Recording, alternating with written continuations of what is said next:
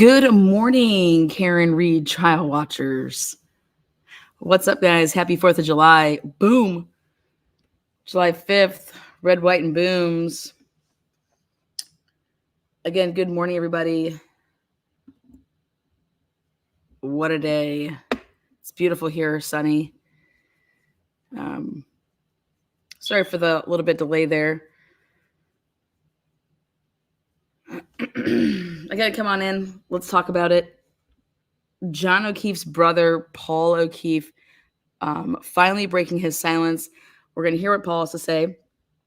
Just a reminder, this comes right after Trooper Proctor was what you would call ixnayed. So Paul O'Keefe did an interview. It's about 24 minutes. I have it speed up a little bit. But let's hear what Paul has to say. Again, good morning, everybody.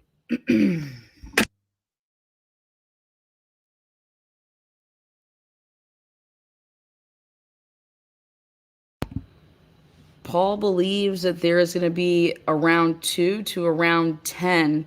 We will do this as many times until basically Karen Reed's found guilty.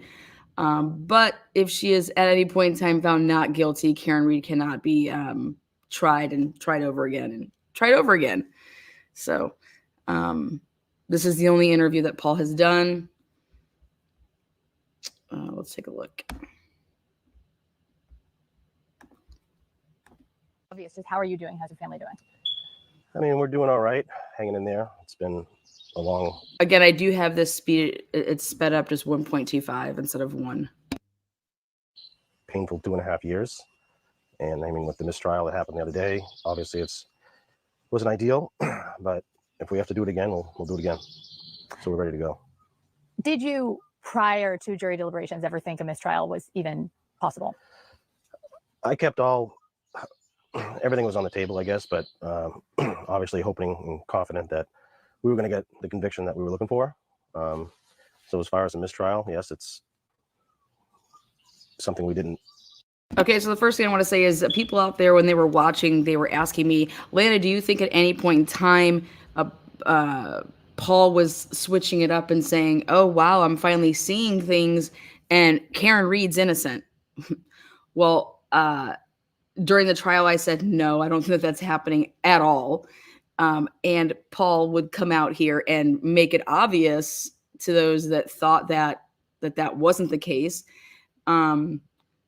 Paul has thought since day one that Karen Reed is responsible for her brother's death. And at no point in the trial did he ever waver that. So to answer that, no, I never thought that. And it was very obvious watching the trial and watching him and him laughing or smirking when Alan Jackson would try to prove a point, which I think he did a really good job of proving numerous times that this is the wildest investigation that I've ever seen, basically from Alan Jackson's standpoint, all the years that I've been doing, as far as the law and litigating. I have a 25 to 30 year vet on the force sitting up here on the stand telling me he doesn't know if he's ever used evidence tape. Y'all remember that, right?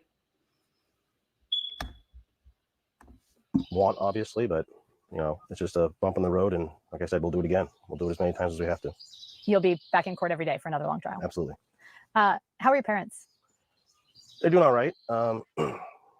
That's more of my concern, is that they have to go through this again. I mean, I'll do it 10 more times if I have to, but I hate the fact that they have to go through this all again. We don't know where it's going to happen, when it's going to happen, but I mean, overall, they're doing okay.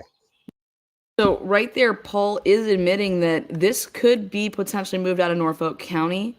I believe he did this interview to keep applying the pressure to the Norfolk District Attorney's Office that they're not going to weasel out of not doing not retrying Karen Reed. So I believe this was a publicity thing, a stunt, to make sure that the Norfolk District Attorney's Office is going forward with retrying Karen Reed. That's one of the reasons I think he did this interview, is to pin them down to, okay, you guys just came out and said you're going to retry. That's what you've told us. But I'm going to make sure of it, because I'm going to go out here and I'm going to tell them all about this great relationship that I have for Lally, or with Lally, and this great sense of like, hey, Lally's an amazing guy. Lally did his job. He has a hard job. Again, remember, this interview comes right after the news of Proctor getting basically relieved of his duties. Okay. So this was to hold, in my opinion, the DA, Norfolk County District Attorney's Office in check and saying, hey, you just said we're retrying Karen Reed. Well, I'm going to make sure that happens. Okay. That's why I believe that this happened when it did, because they put it out there on Facebook. Sources that I've talked to said they don't see a retry, just saying.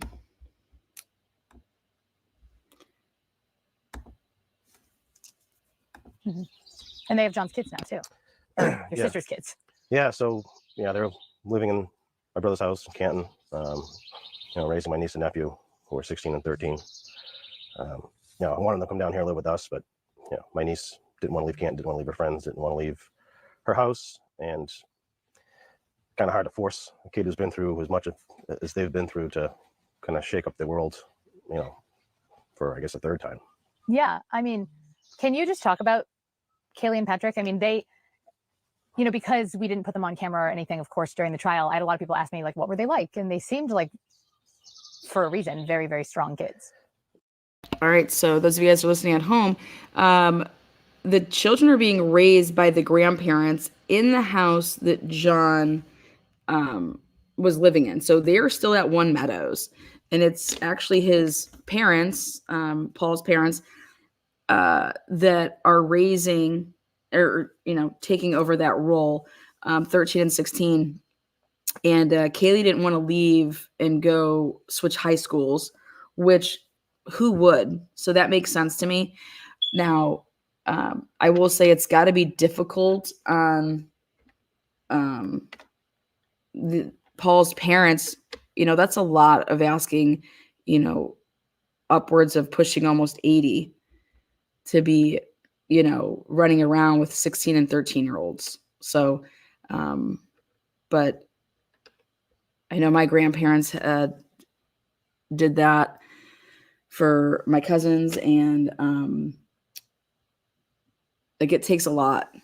It takes a lot. So, at least at 13 and 16, you have, for the 16-year-old, she'll probably be driving soon, but she has friends that drive to be able to go places. Canton's small.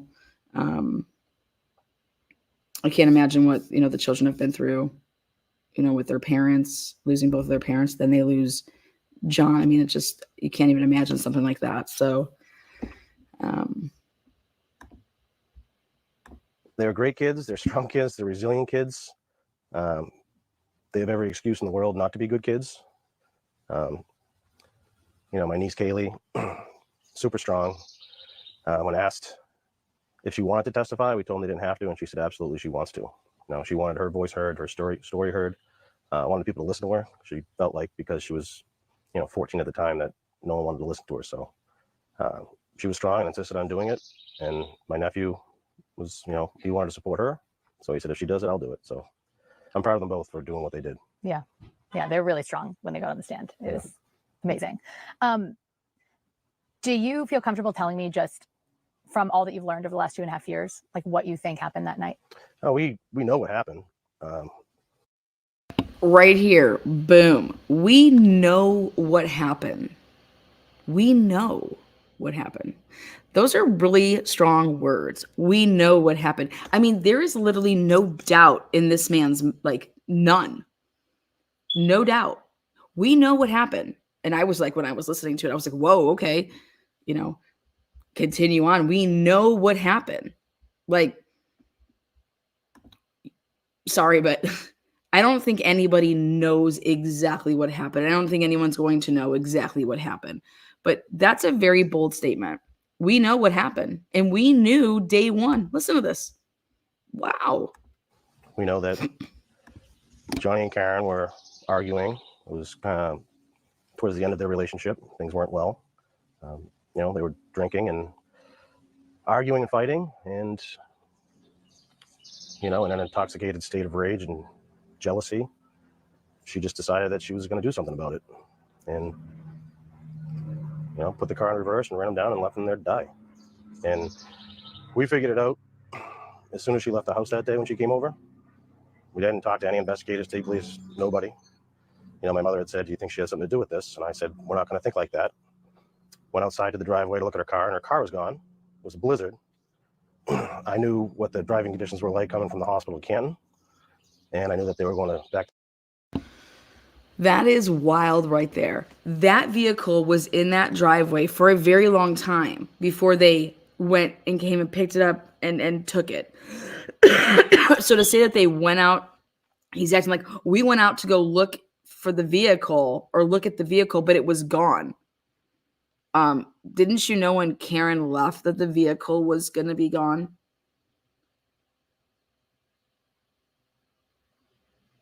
Like, I'm not sure what kind of grades Paul got in science or geometry.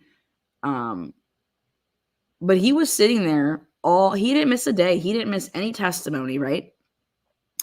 And so he truly has, like, what the ARCA guys said, he literally didn't blink an eye.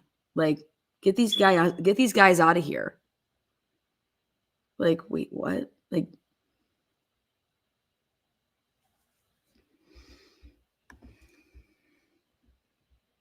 if you thought that, then why wouldn't you have seen Karen's car before she left? And I don't know, maybe took a picture of it before Karen left, because it should have been that obvious when you got out of the vehicle to see a huge chunk of her tail light gone.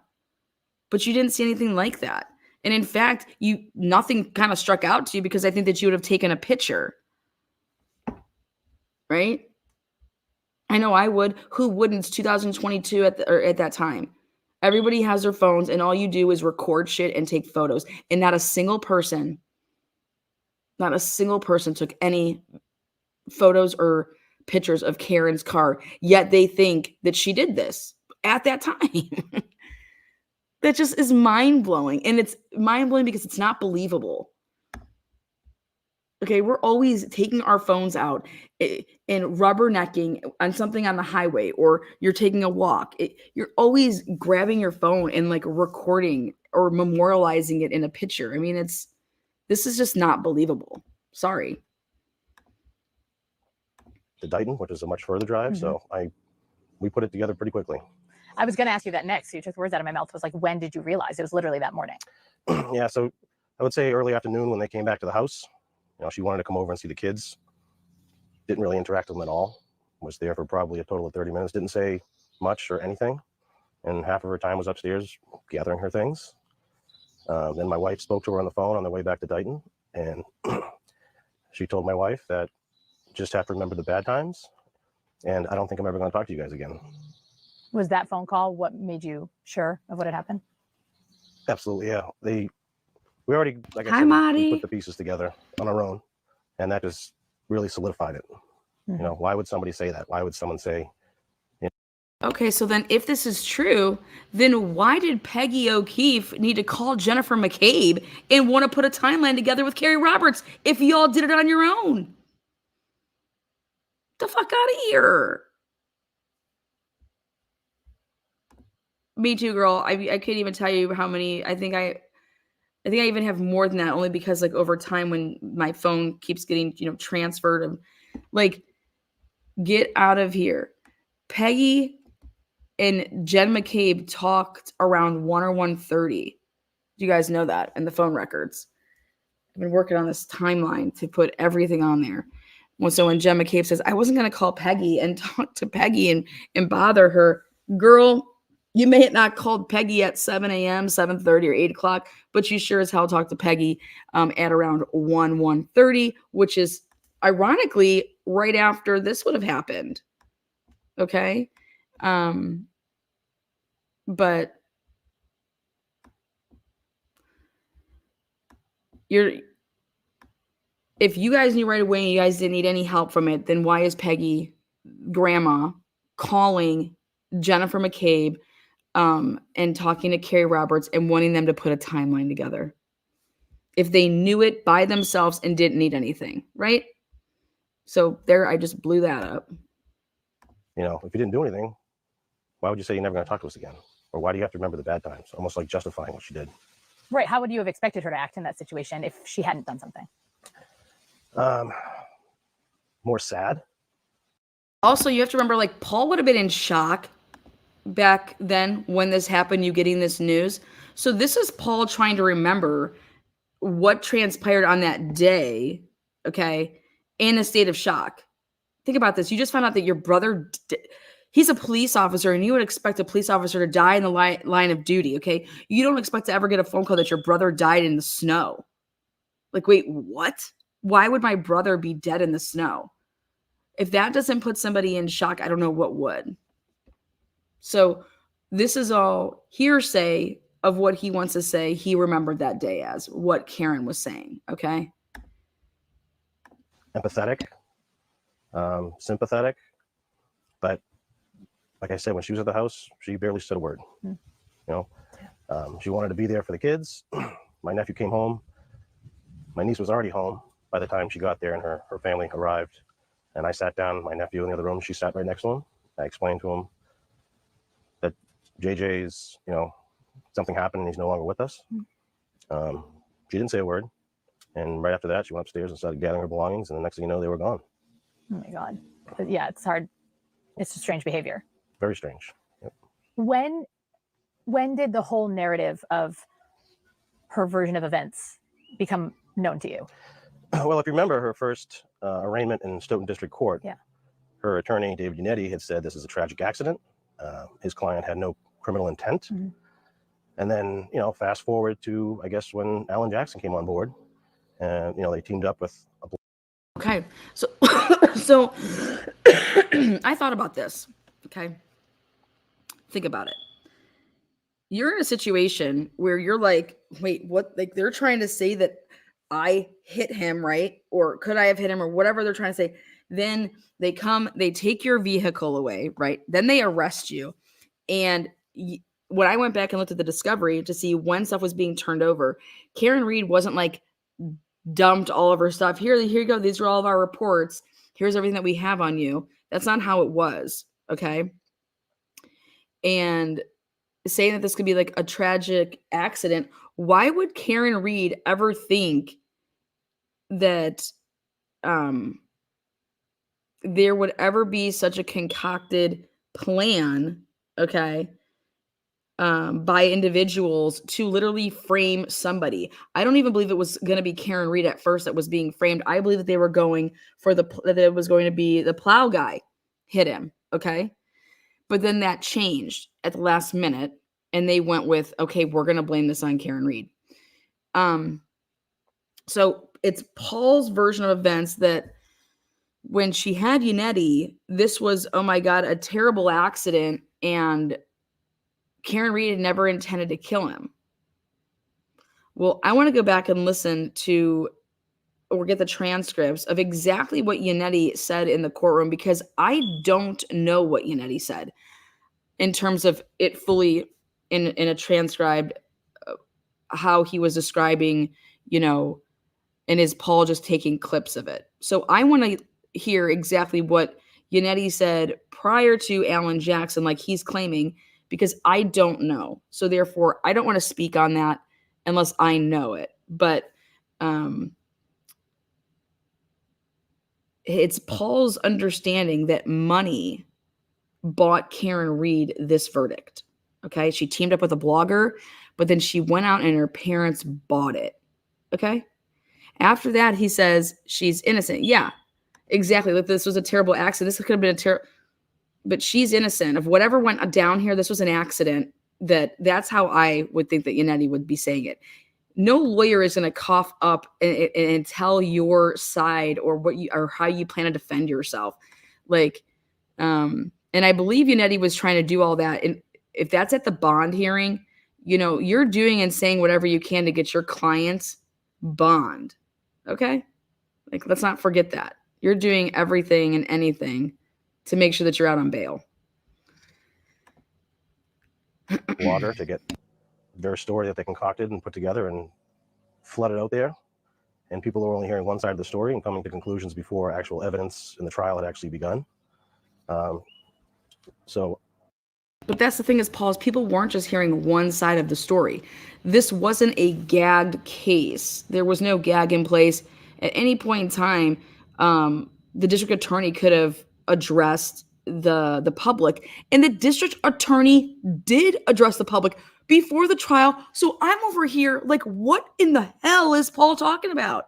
That there was only one side of the story. Your damn district attorney he came out, he wrote a letter and put a letter out and said that Trooper Proctor wasn't compromised. He doesn't know any of these people, and that this conspiracy, yada, yada, yada, yada.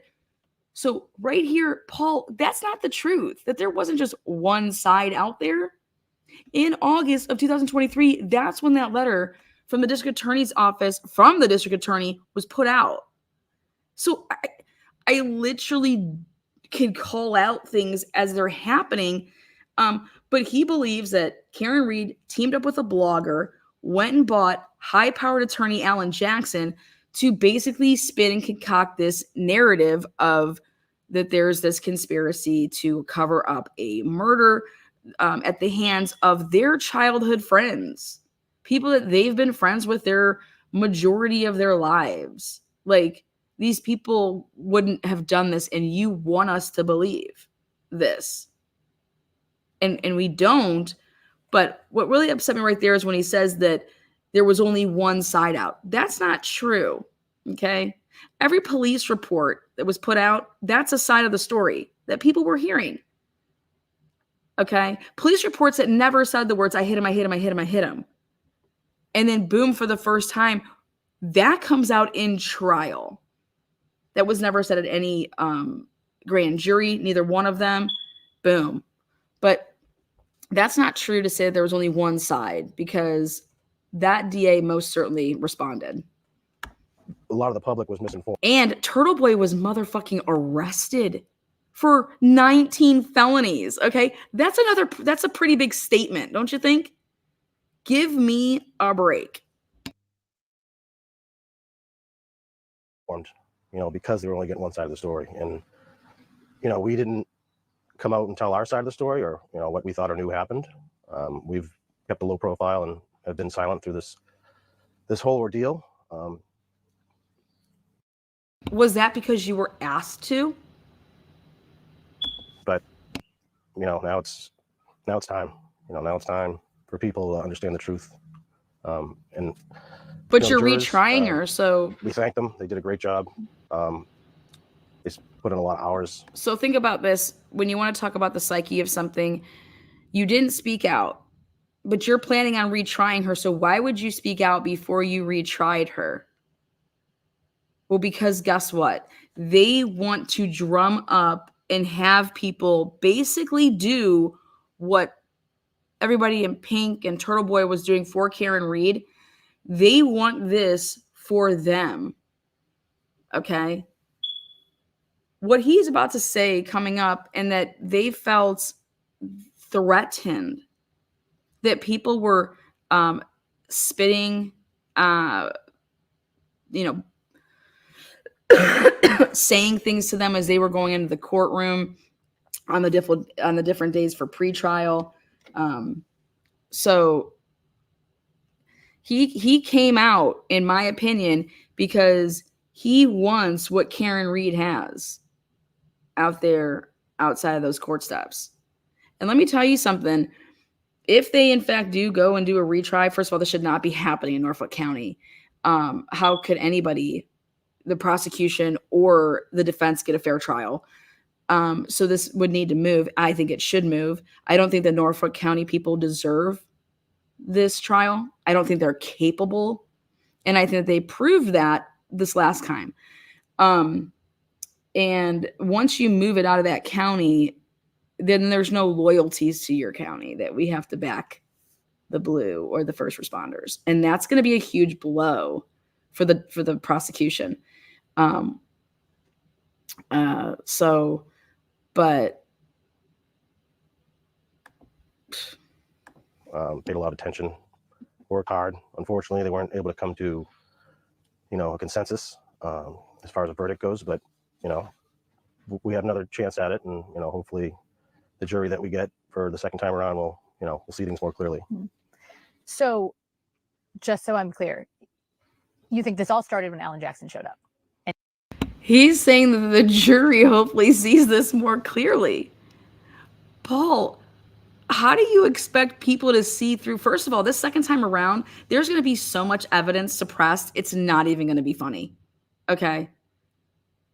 I believe that there's going to be a shit ton of evidence that's suppressed that never sees the light of day because of the chain of custody, and they're going to win on that, as they should. You don't get blood evidence in that's in solo red cups, and that only 1 or 2 of the cups were tested, and they're all from 6 different spots. It wasn't the same sample. Okay. Also, in the 911 call, John O'Keefe, according to Jennifer McCabe, was face down and they turned him over. That would mean that the blood on the ground came from John's nose, mouth, front eye. John O'Keefe was not on his back. They turned him on his back. That's going to be a huge hurdle for the prosecution when they're trying to explain that he was hit and then landed, hit his head, and boom. That was like, well, John O'Keefe, so you're saying he landed on his back and then turned himself over on his front and just laid there?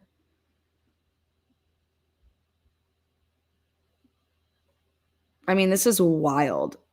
Absolutely wild. And Karen, throughout the course of this trial, you think she knows what she did? She knows exactly what she did. And she's trying to buy and lie her way out of this, refusing to take accountability for her actions. Not only that, but pointing the finger and blaming innocent people. Yeah, talk to me about that. I mean, because the thing is, the story on the defensive side is not just, oh, she didn't do it. It's she didn't do it and all these other people did.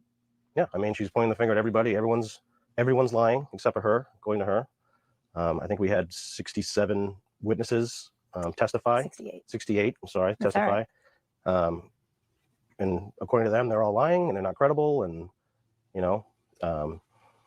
which, I mean, what trial was he watching?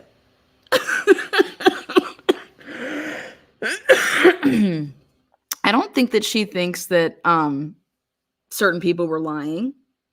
Out of all those 67, 68 witnesses, I don't think that she thinks all of them were lying. Okay. But hey, because he says, according to Karen, everybody's lying and she's the only one telling the truth. Well, Karen hasn't even spoke except for what, on the stairs and in a chopped up, edited 7-minute, exclusive or whatever, which I'm telling you, I hate that type of shit. Okay. Because she was about to say something about her looking down at the phone and it was at the house. And then they cut to, the next part. But that's not how you do an interview. Like, see, like, this isn't cut up. I can at least say that with him. This isn't cut up.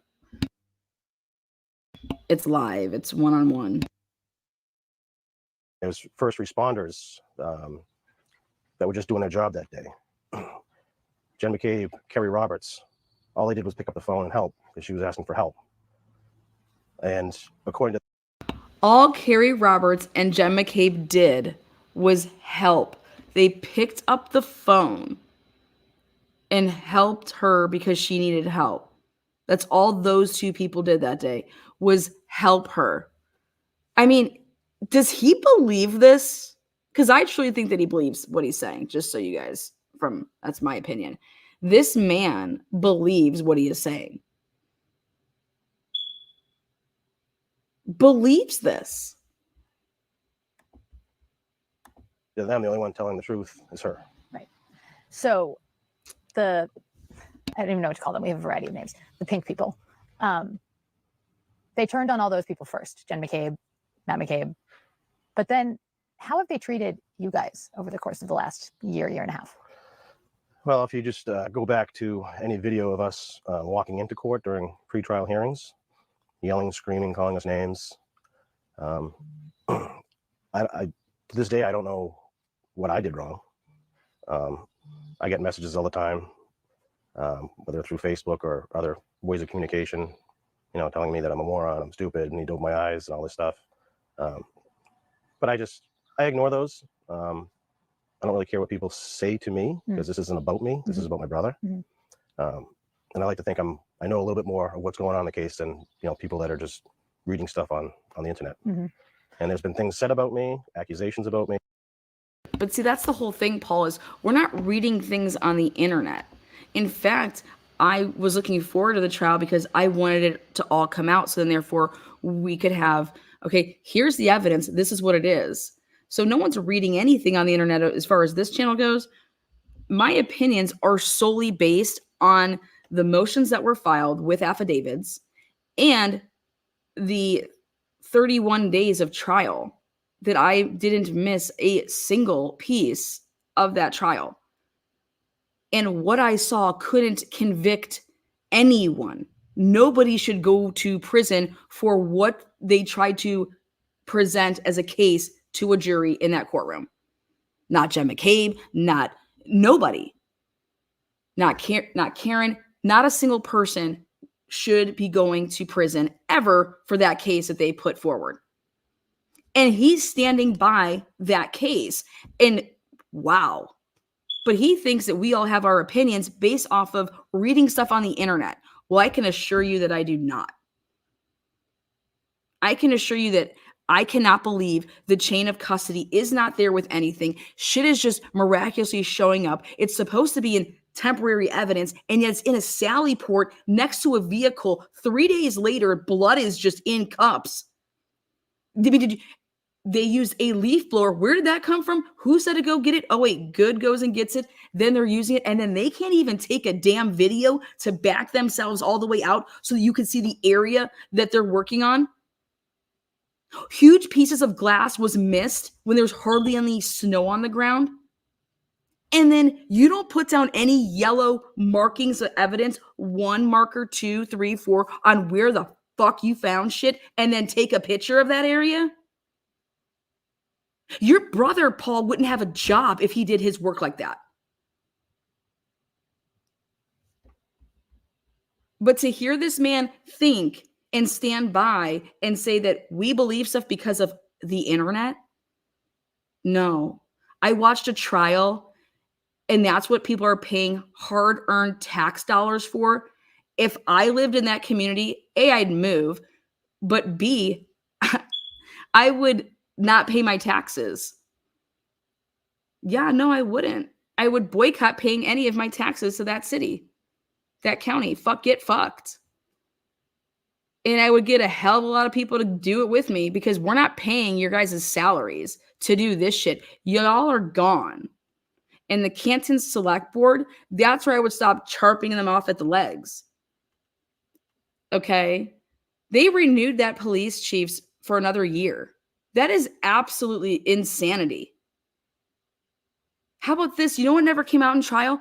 She was the one that turned over the Sally Port video, okay, that just miraculously appeared. Inverted. Why the fuck wasn't she called? She should have been called. That video shouldn't have seen the light of day without the person that got it and turned it in. It's called chain of custody. Unreal. They showed an inverted video in a trial and tried to make it seem like that it wasn't inverted until they were caught. Like, give me oh my God. All types of things that just aren't true. But again, I just brush it off because this isn't about me. So if these people buy into this big conspiracy, right, that Brian Albert's a murderer or whoever, okay, if they buy into that, why are they turning on you guys? Has that ever made sense to you? Because we don't believe in a crazy conspiracy theory that holds no merit, no evidence. I mean, we know these people. I mean, Jen McCabe has been a family friend of ours. She was friends with my sister. We've known her for over 10 years. She was very helpful with, picking Kaylee up to and fro. Mm-hmm. If you've only known Jen McCabe for 10 years, that means that was when your sister got sick in 2014. Okay. So when did she become friends with your sister? Because I believe that your sister passed in 2014. Okay. Or she got at least sick in 2014. So your sister met Jen McCabe when she was dying. Again, Jen McCabe taking advantage of people that are going through rough times. That's what I see. And then Carrie Roberts, John knew from high school. He went to, I don't know, homecoming, prom, whatever it was. But you don't know that. Jen McCabe, we know Jen McCabe for 10 years. When did you ever hang out with Jen McCabe? Enlighten me. When he took over raising the kids, Carrie Roberts we've known for a very, very long time, right? And at the time, she didn't really know Jen McCabe or any of the McCabes or Alberts. And her testimony corroborated everything that Jen said. And the defense, I think, was scared of her and didn't even want to ask her any questions. They just wanted her off the stand. Boom. And Paul Keefe coming out swinging, saying that the defense was scared of Carrie Roberts, and that's why they didn't ask her any questions, because she was just sitting there corroborating everything that Jen had said. Well, I don't know what universe y'all live in, okay? But Carrie Roberts didn't have that cell phone. Carrie Roberts didn't give that cell phone to no first responder. That cell phone was walking around just like Jen McCabe, Matt McCabe, Higgins, the Alberts. That phone was going up and down flights of stairs. So the data tells me that Carrie Roberts wasn't telling the truth. The actual dash cam shows me that Carrie Roberts wasn't telling the truth. She was off over in the right hand in the middle of the street when they were picking up John and putting him on the stretcher. But this guy says that the defense was scared of Carrie Roberts, and the defense wanted nothing to do with her. They were scared of Carrie Roberts. Now that's an interesting way to look at it. And they just wanted her off the stand because she was blowing up their, the defense's case.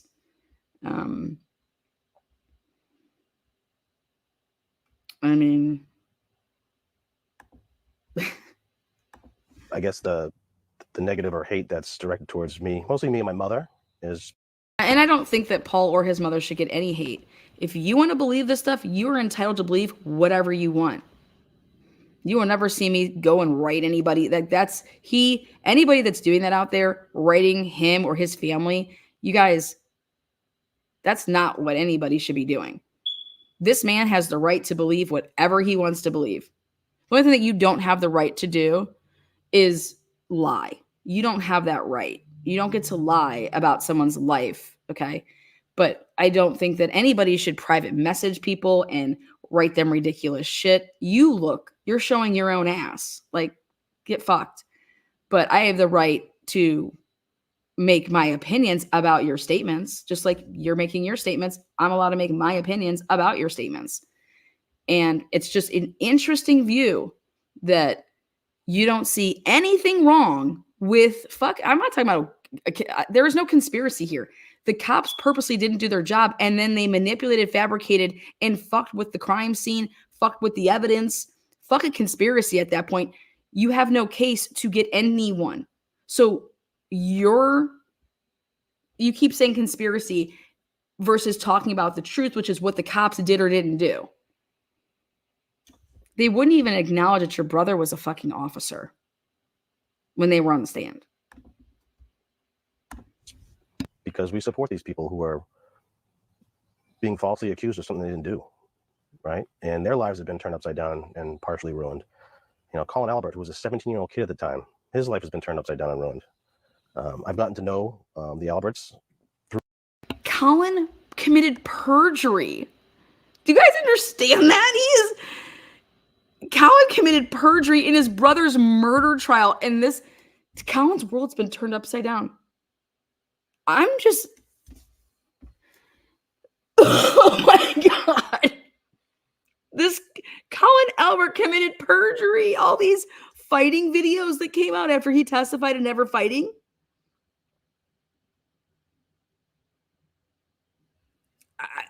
Like, why is he even commenting on these people? I just blown. Like, you don't even have to make a comment about Colin Albert.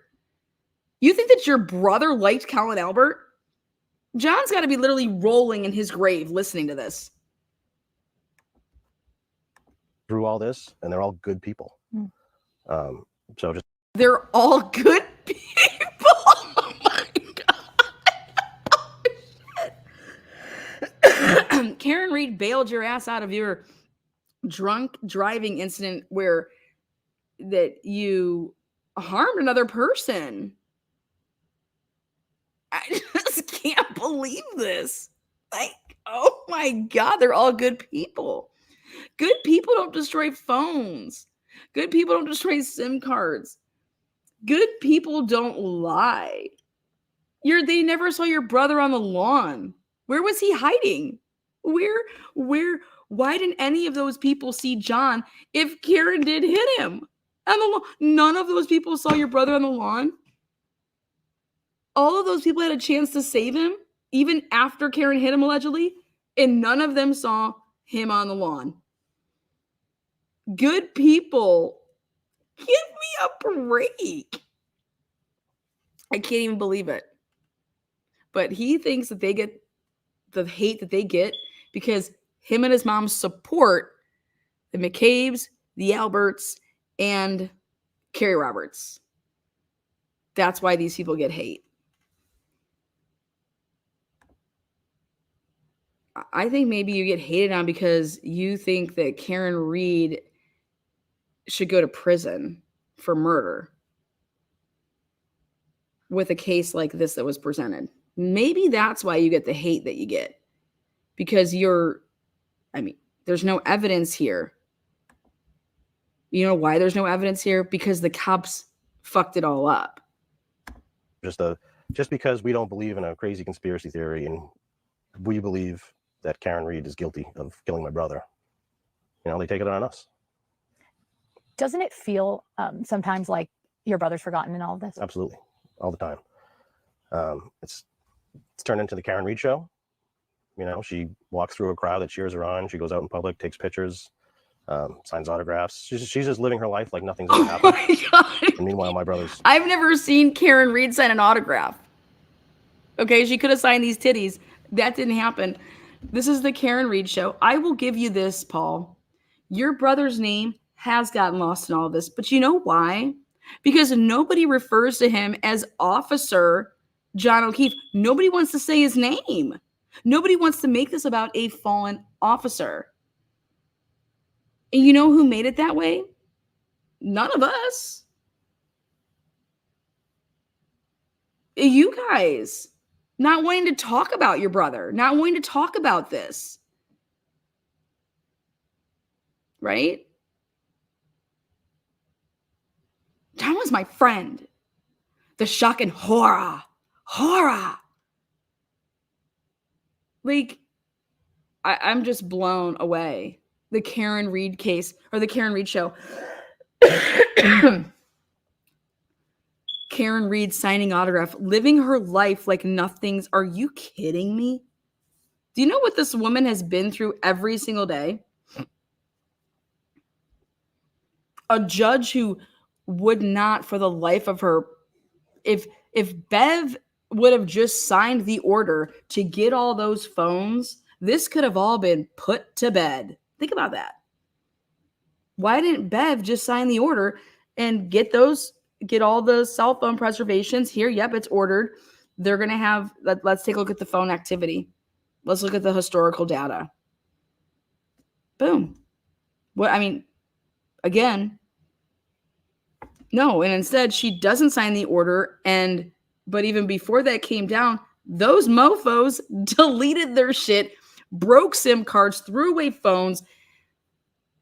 If you have nothing to hide, what's going on? Higgins didn't sleep a wink that night. That's the truth. Where did Higgins sleep that night? You know? Higgins was running around like a chicken with his head cut off all day and all night. Literally, it's in the evidence. Swiping his card all over Canton Police Department all day. When this guy should have been in total shock of, I cannot believe that John's dead. And he should have called Karen and said, what the fuck happened? No, instead, he was calling Brian, Kevin, Berkowitz, and running around Canton Police Department and running all over the town. Doing what? Doing what? He wasn't scheduled to work. He had nothing to work on. What are you doing at the police department? And then why are you guys all hanging out in Sallyport? Why are there no videos? Why are there invented videos? Why is there why is there no logs of any evidence logged in this case? Not one single log. And then why is it that you don't get any tail light until after you're in custody of the car?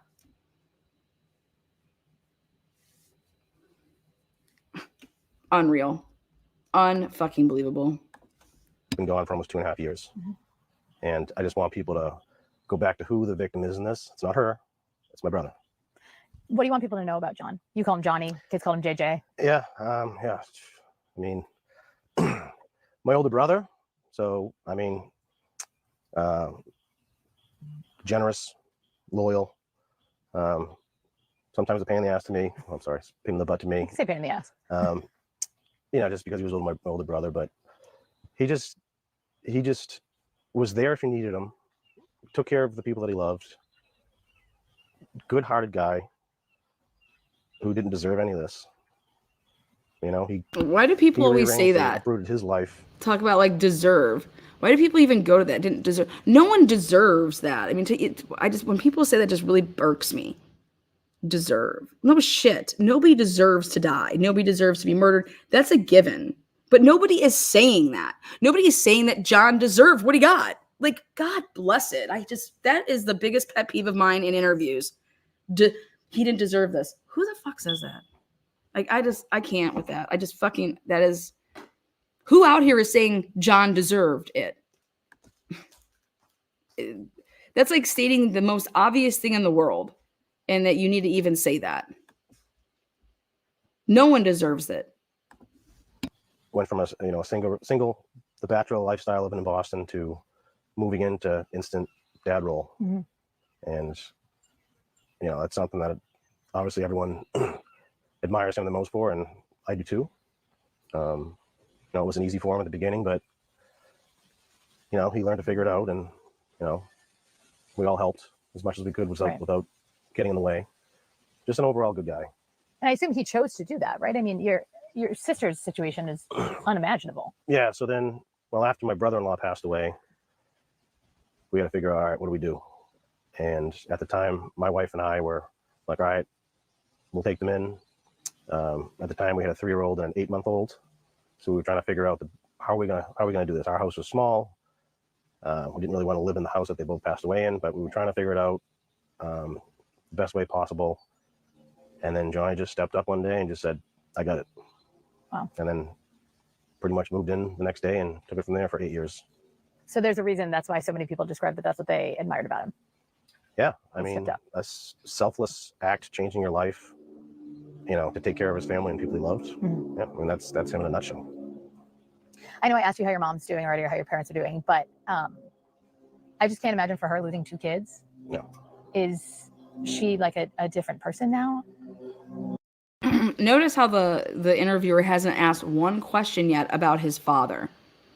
Okay? Because that's not a softball question to ask. Why was your dad in and out of the courtroom? There was days that he didn't even show up, then he would leave. You know? And I think Paul would probably say he was taking care of the kids. He was, you know, he had to be there when the kids got home or something like that. I don't believe that at all, though. Okay? I think for Mr. O'Keefe to hear this stuff, and in fact, Mr. O'Keefe was on the defense's witness list, but Mr. O'Keefe to hear this stuff made him sick. All right, that's what I think. But you don't hear. So far, I haven't heard that question. Why was your dad leaving the courtroom? Why was your dad not showing up?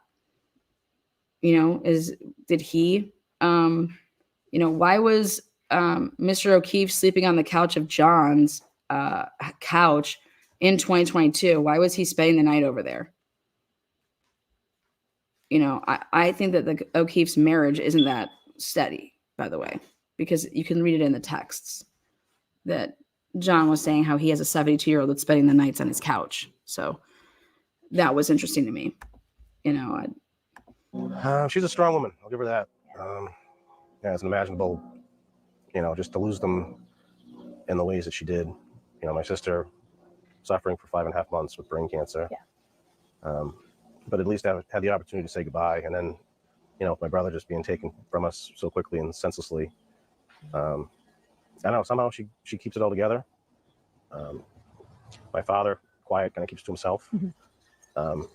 But I mean, overall, what they've gone through is unfair. Yeah. Unimaginable. But they're strong and they keep. I agree with that. Just same thing. They do what they have to do to take care of their family. I have to ask you, we got ushered out of the courtroom pretty quickly on Monday. You had a little exchange with Karen. Do you mind? What happened there?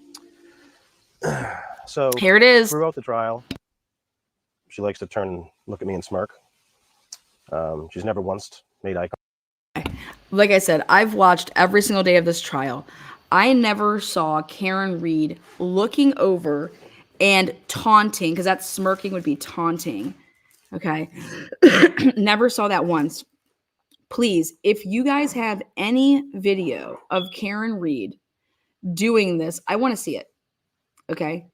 I want to see where Karen Reed has turned over and that's taunting, smirking, time. Like that's, when did Karen Reed, don't you think the media would have ate her ass up like they did about everything? The media never once pointed that out. And I'm telling you, the media would have. And they didn't. Well, is that because that's not ever what happened? Okay. The media would have ate that up and spit that out, and they would have went at Karen Reed if and in fact that was happening. And I just never saw it.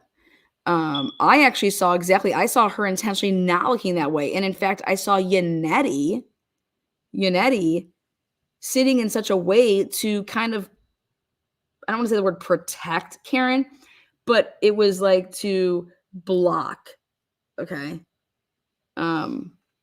Block that vantage point. So when I heard this, I was like, wow, I watched every single day of this trial and I never saw this at all. Contact with my wife, Erin.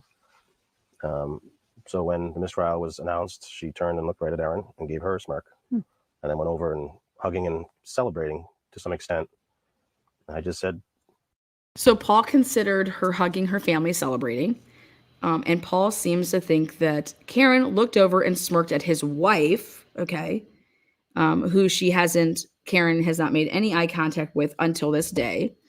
And it was at that point, you know, that Paul had a problem. You know, you're not done yet. Did she say something back? No, but I mean, it was an emotional day, emotional moment. He said, we're not done with you. You're not done yet. He wants to say, you're not done yet. I agree. He needs therapy 100%. The whole family does. Anybody would, right? And while she didn't go to prison, I would be hugging my parents too. Yeah. Hugging her parents is her celebrating. Okay.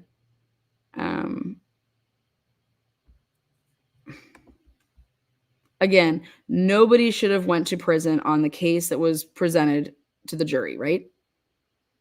And Karen has every right to feel the weight of the world off of her shoulders in what we just witnessed as a case against anybody. To think that, holy shit, this jury's truly considering putting this woman behind bars for a long time on this type of a case, that this is what the police did. If this isn't scream reasonable doubt, I don't know of a case that does. Being in that courtroom, sitting so closely, and that's something that she wanted. Yeah, can you talk about that? I mean, the courtroom switch. Oh We were all sitting so closely because this is something that she wanted. No, she wanted to be able to see. Oh my God. Do you see how sick this spin is? This is unbelievable. Karen wanted a room, not has anything to do with Paul, his wife, anybody in the audience, in the public viewing. Oh my God. Karen wanted the jurors to be able to see every witness that testified.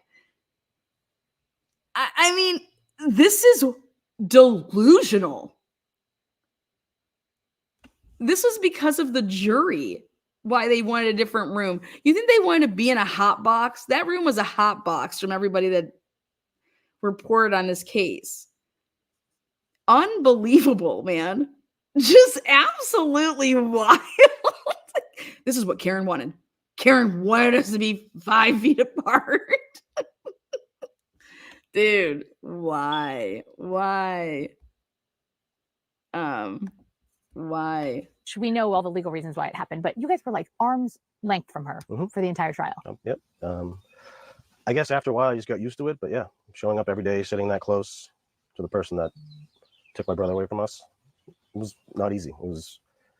It took a lot to not say anything. But again, it wasn't about me. We were there for one purpose and one purpose only, and that's to get justice for Johnny.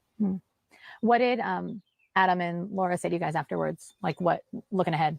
Yeah, I mean, they were disappointed in the outcome, but like Adam said, he goes, "We're just gonna do it again." He goes, "I'll start tomorrow." So they're confident. Lally. They have the truth on their side. Unfortunately, if you pay high-powered attorneys enough and put enough lies out there. He says that Lally has the truth on his side. Lally, you know how many lies he was caught in on opening statements and in closing? I cannot believe this.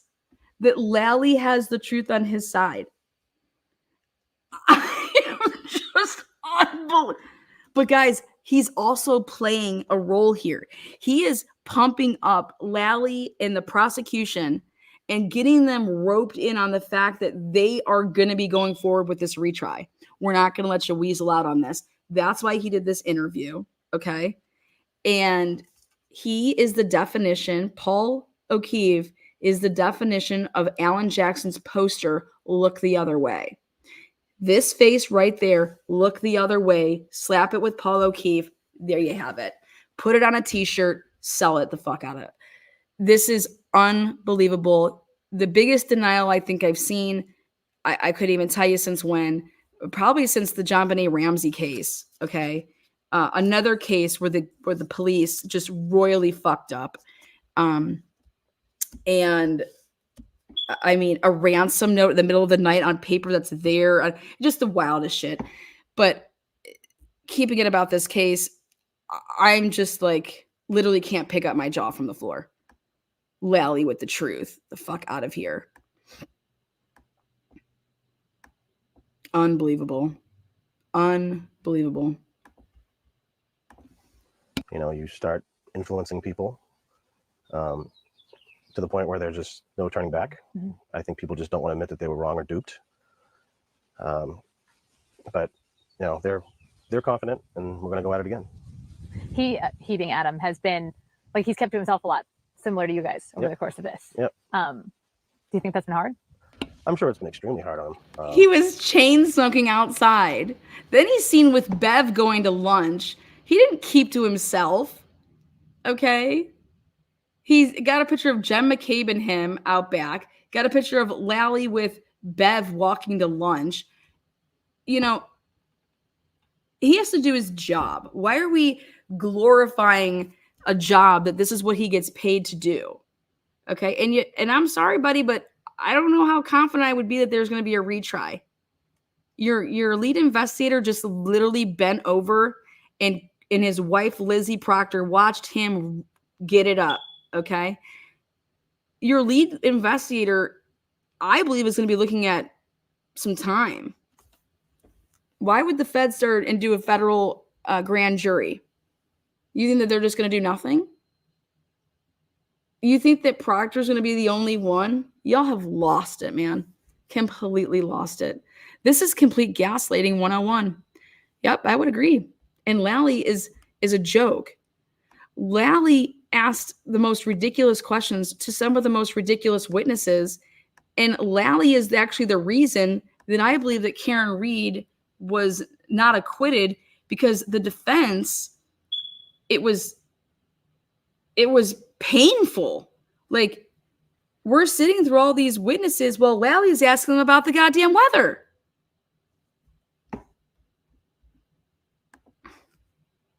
You know, he's not the type that looks at social media or pays attention to any of that stuff. He just keeps his head down and does his job. Good for him. You know, he's not a flashy attorney that wants to be on camera all the time and have press conferences on the stairs like some people. He's just a hardworking, you know, I guess nose to the grindstone kind of guy, and just does his job. You know, it's a very difficult job, but he's never once really complained about it, you know, to us anyway. Yeah. I know it's hard on him. I know it's hard on Laura. I know it's been hard on everyone who's been involved in this, but everyone's determined that we're just going to do it again. Has your circle of like the people who support you guys, has it grown? Has it gotten smaller over the course of all the noise outside of this? So for me personally, I've kept my circle smaller. People that we were friends with or haven't seen in a while, you just don't know where their mind's at, what they believe. So we've been forced to become very kind of like defensive, not as outgoing as we normally would be. But I think recently I think we're gaining some more support. I think people have been afraid, you know, to show up at court and I guess counter protest to the people that are outside. You guys, his support is coming from Turtle Boy's ex. I'm just literally on the, like, someone come here and pick me up off the floor. That Lindsay G woman is a fucking lunatic. If there is a trial too, I cannot wait to debate that woman. Okay? Because I hate a flip-flopper, man. Especially when you flip-flopping on your knees and back, baby. But, I mean, this is just unbelievable.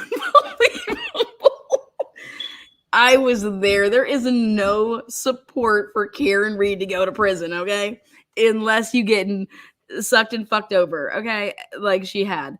But, and if that's the people that you want supporting, I mean, but I want to see some cops.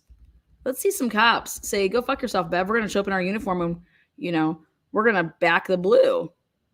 Go ahead, back this shit. Back it. What are you going to back? You going to back the blue that fucked up? Or you going to back the blue that, you know, we want justice for John O'Keefe? Well, there's never going to be justice for John O'Keefe. Nobody is going down for this because of the case. Unless the feds have turned over stuff because they went and got their own shit and they said, well, we didn't need a preservation. We didn't, you know, we went and got historical records. We did this, we did that. But unreal, unbelievable. I think people have been in fear. No one supports this shit. But I think that's this cop bullshit. I think people want justice. They don't want this influence of, you know, social media and public perception based off of lies to, you know, to win or to take control of this. Do you want people to show up with? We'll take all the support we can get. Yeah, no, we're not going to turn anybody away. I mean, every time we go to court, you know, we're kind of portrayed as the bad guys. Yeah. You know, and at the end of the day, it's, you know, we lost a loved one, you know, but somehow we're still, I guess, vilified for. I think I'll say it, Paul. Nobody thinks that you're the bad guys. We don't understand your thought process. Take the conspiracy out. Why have you not mentioned one time about the investigation that was done into what you knew right away was a murder? Like, stop talking about some conspiracy theory. That's not what I want to talk about. I want to talk about the case that was presented or lack thereof in the investigation by fellow officers to try to go and get justice for your brother. Nobody, like, this is about that to me. Okay? There is no case because of the investigation. And if this was so clear cut and obvious, then why didn't any of these people do their jobs? Ask yourself that. These guys can't even get a damn traffic stop right. Murder investigation, people calling all these people doing this, people not writing reports. Give me a break. And if this is nobody's first rodeo, all those people that are in jail in Canton or just Norfolk County, period, dude, appeal. Get yourself an appeal. I would love nothing more than all these fucks to get out of prison and out of jail and just flood on out. Fucking dumbasses. Because you know that this has happened before, people setting people up, framing fucking people. Ridiculous. Or people needing to take plea deals to get out of because they're scared shitless that you're going to take 20 years off my life. Get fucked. Just not believing in a crazy conspiracy. Yeah. On that note, was it hard for you at all?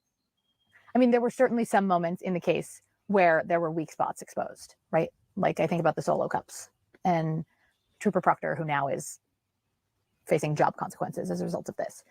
What was it like for you to listen to those moments that weren't necessarily benefiting the state's case? Well, as far as at the very early stages, I mean, a crime scene during a blizzard can't be an easy thing to navigate. This is what he makes. Oh, yet, God. You know, they found evidence. They found. Listen to Paul. You want to talk about excuses? You want to talk about accountability, Paul? Like he said that Karen Reed isn't taking. Now here you are making excuses. I can't even believe this.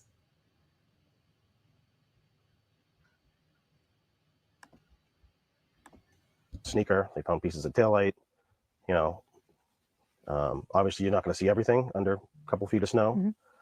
Mm-hmm. So I think they improvised the best they could. You know, every investigation is going to be kind of scrutinized to some degree. But, you know, they did what they had to do with what they had. And with the weather conditions being what they were, they just, like I said, had to improvise and do the best they could. As far as, you know, Michael Proctor's comments, I mean, he even said, too, they were unprofessional, which we agree with. But, you know, this guy, his nobody life's been ruined.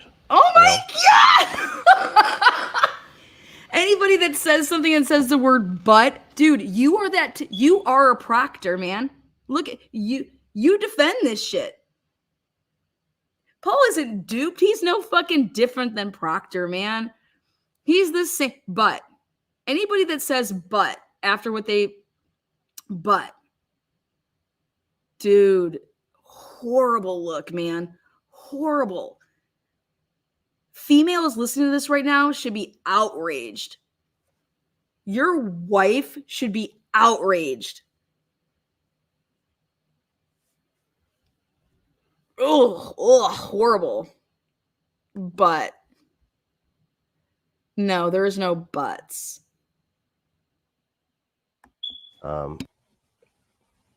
Getting his personal cell phone, which was something that should never have happened.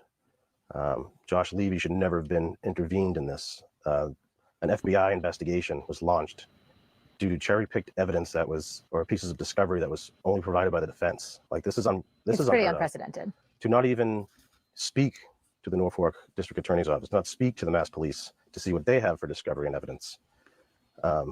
Just to intervene himself in that way, and which casted, you know, a shadow of doubt on the investigation.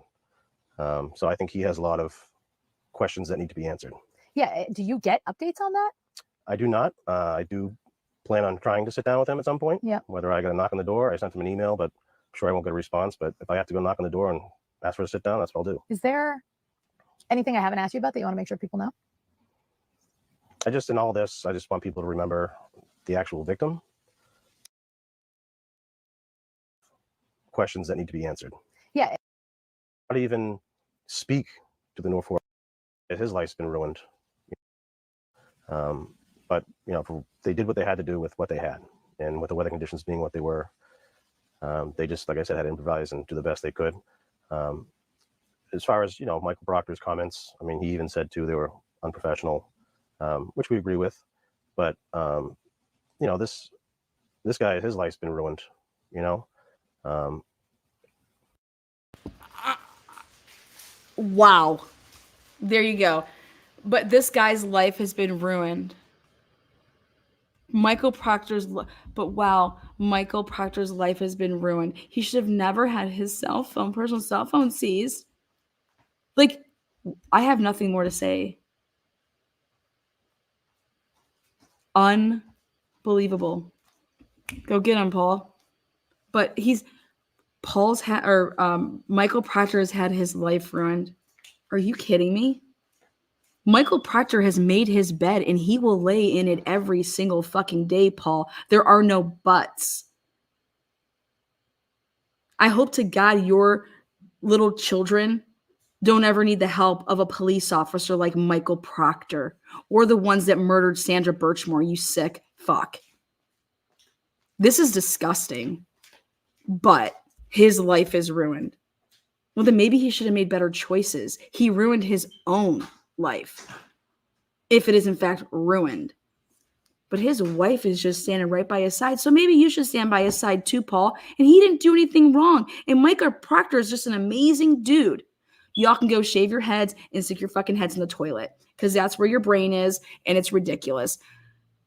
Nobody should go to prison on what the work that the police did, period, in this case. Not you, not Jen McCabe, not Kerry Roberts, not the Alberts, nobody. Not Higgins, nobody. So keep on retrying this, but nobody will be found guilty of anything to do with this case. And that's all I have. It's sick. And this last part is absolutely vom.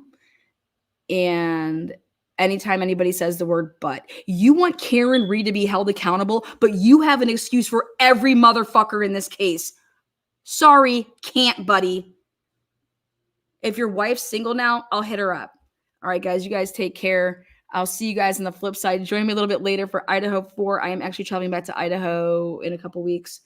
A lot of movement there. There's going to be like a little mini trial because they're going to be doing a change of venue, which I think should happen. It should be definitely moved out of Latah County. Just like this case should not be in Norfolk County. Just butt dials, just butts in this case. Just more butts. And I do want to say one last thing. They came out and tried to say that they went to the VFW club to be able to hang out and that they were harassed. Get the police report. There was no harassing of anybody. That is not true. Read the paperwork. Okay. People can go and show up wherever they want. All right. And you're in the public limelight. Of course, you're going to get recorded and videotaped. But to say that 35 people showed up in the parking lot of the VFW and were harassing, none of that happened. And so to say that, it's just barf worthy. Okay. Absolutely. Just vom. Just unreal. So I don't know what you guys got out of this. All I got out of this was the only person I see making excuses is Paul. Okay. And he wants Karen Reed to be accountable. Well, you can't have double standards, buddy. If you want Karen Reed to be held accountable, then you have to hold everybody else accountable. And you did absolutely none of that. There is nothing but bias, prejudice, and you have built up anger. I don't know if it's jealousy. I don't know what it is towards Karen Reed. But last time I checked and did my research, I think that Karen Reed bailed your ass out of a huge jam. And so you might want to be just a little bit quieter because I'm digging into that. And I want to know if anybody was injured in your drunk and driving state. All right, guys, on the flip side, peace out.